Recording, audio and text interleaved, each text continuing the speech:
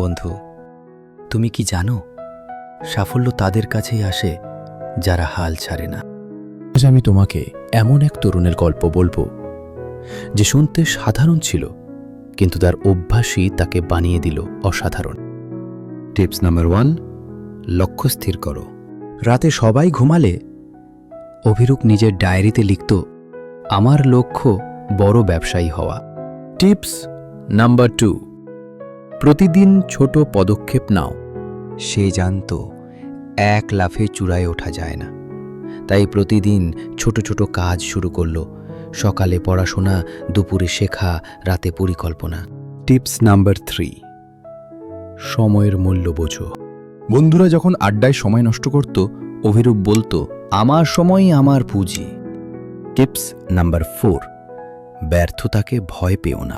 প্রথম ব্যবসা ভেঙে পড়ল, লোকজন হাসল, কিন্তু অভিরূপ হেসে বলল, এটা শেষ নয়, এটা শুরু।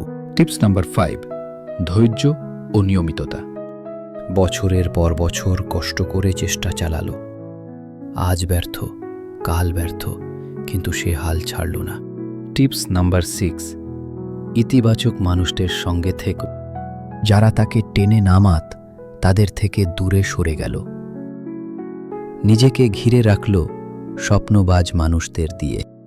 টিপস নাম্বার 7, শেখা বন্ধ করো না।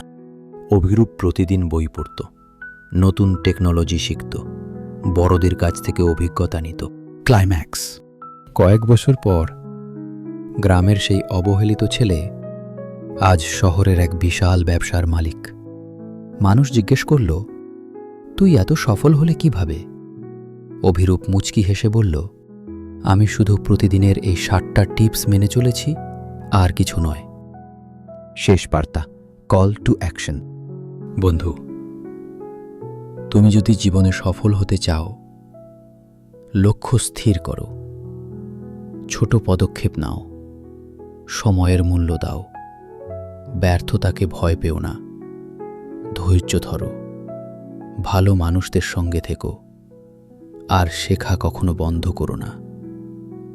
যদি মনে করো এই টিপস তোমার কাজে লাগবে, ভিডিওটা লাইক করো, চ্যানেলটা সাবস্ক্রাইব করো, আর নিজের স্বপ্ন পূরণের পথে এগিয়ে যাও।